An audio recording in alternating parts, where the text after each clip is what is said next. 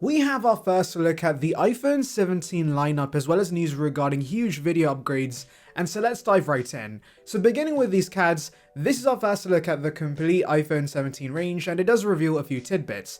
Now before we get into these, do remember it is still early days for iPhone 17, and so the design might not be completely finalized just yet. Also, these CADs come from Majin Bu, who's not the most credible source in the world, but this has actually been backed up by some other Chinese sources. So yeah, just take it with a grain of salt, but regardless, it's news. And the first thing to note are the camera module on the Pro models. So leakers have been going back and forth on the camera module we can expect with iPhone 17 Pro. For those unaware, initially we were expecting a horizontal layout similar to the Pixel, which would make this iPhone stand out compared to every other iPhone since the 11 Pro, which has had the same stove design layout. However, there is a reason Apple's firmly stuck to this design, and it's not because they're lazy, it's because the lenses are at equal distance from each other, which of course allows for seamless switching between the lenses, but also the positioning of the camera now helps the iPhone record spatial video, and so moving the lenses could break these key aspects of the camera experience, hence why other leakers have been suggesting the stove design is going to remain, but Apple is going to incorporate a part aluminium, part glass back cover. And that's what John Prosser showed us recently too, and now we see this in the CADs. There is the familiar triple lens layout, but the LiDAR scanner, mic and flash have moved to the right sides, and we see a two-tone finish now, which is interesting. By the way, the red portion on the CAD is glass, and the yellow portion is aluminium, so it seems it's going to have an aluminium unibody design, and then part of the back is going to be glass. So it's similar to the iPhone 5 in this aspect. Now, as much as I do like that Apple's changing up the design, this also is still not that different and reminds me of Poco phones, if anything. But I think we have to see the real design first before I can properly judge this. But you know what I'll judge you for not doing? If you don't take a minute to subscribe! What a horrible segue, but I'm gonna stick to it, guys. I would appreciate the sub, it's free and would bring you the latest about Apple right to your subscription box, so please consider it. Join the Saranbyte gang now. It's not just CADs we have of iPhone 17 Pro, we have case mockups where we can see this design in more realistic renders.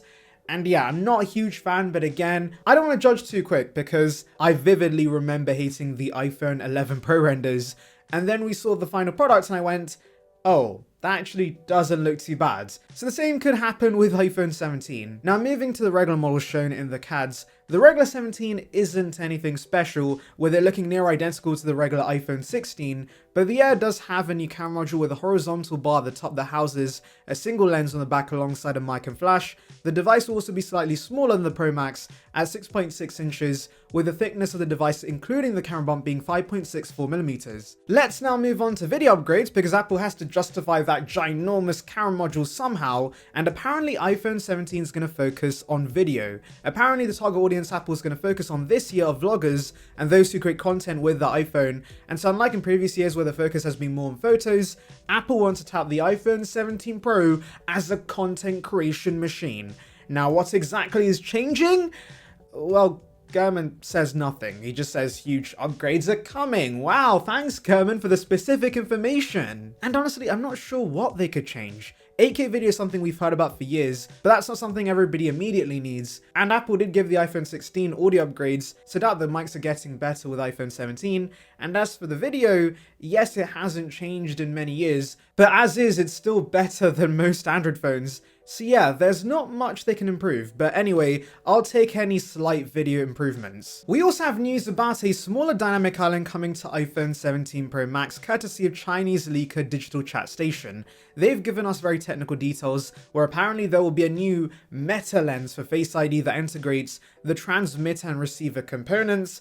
Whatever that means, I'm not going to pretend like I know what that is. When I think of Meta, only Zuck's face comes to mind. But basically, to put it in layman's terms, they're shrinking the Face ID components, and that allows the island to be smaller. Now, as per the norm in the world of leaks, we have people going against this like Min Chi Kuo, but if I were to predict, I could see this happening because we've had the iPhone 14, 15, and 16 now share the same cutouts, and so after 3 generations, Apple likes to bring a visual overhaul, and so a small island would be the next step. Also, do note, a smaller island would still make this recognizable as an iPhone, since Android phones usually have the small cutout just for the camera, though I do think eventually the iPhone's going to adopt that, or hopefully under display cameras get good enough and we get a distraction-free display. But there is one aspect of the rumor that does not make sense to me, and that's the Pro Max only getting this smaller dynamic island. Yes, in the past the Pro Max has got exclusive features, but usually it wouldn't be visual changes. For example, the 15 Pro had a 5x telephoto which the regular Pro did not get, but of course the back of the phones looked identical, and so small islands should ideally come to both the 17 Pro and Pro Max, with the regular 17s then keeping the larger island for another year, just so there's a visual difference between the regular and Pro phones. Okay, enough about design changes which ultimately won't make a difference,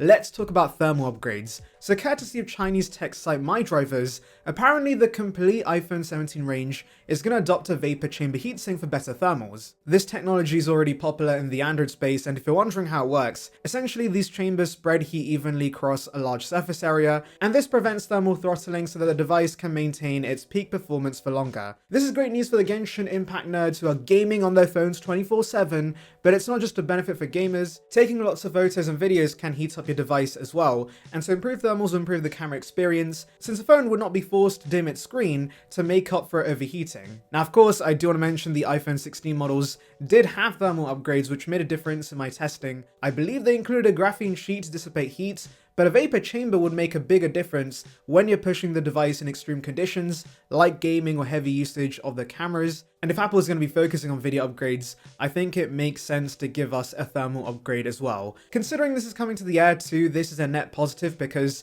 that device is going to be razor thin, and so Apple investing in the thermals will prevent that device from overheating, and if they're including this technology on the Air, they might as well bring it to the rest of the range as well. Anyway, let me know your thoughts in the comments, make sure to like and subscribe for more content like this, and thank you for watching. So if you're wondering when the M4 MacBook Air is going to be released, I come bearing great news because we finally have evidence pointing towards a release next month, as well as new benchmarks showcasing the insane performance this Mac has. Let's delve in. Courtesy of Apple guru Mr. Mark Gurman, we have news that Apple started preparing its marketing, sales, and retail teams for the release of the M4 MacBook Air. There is also low inventory for the current models, and so that's usually a sign the new model's about to launch very soon. Now the only question that's left in my mind is whether we're going to see a press release or an actual virtual event for this release, and I'm leaning towards a press release. In fact, nowadays we get a press release with an event style video, and so the days of a live streamed event are coming to an end, especially for simple refreshes. Press releases are the way to go, and do remember last year they didn't even bother with a video. The M3 model only got a simple press release. And also the M4 following in the M3's footsteps release-wise would make sense, considering Apple now wants to stick to a more consistent release schedule for their Macs, and so considering we saw the M3 model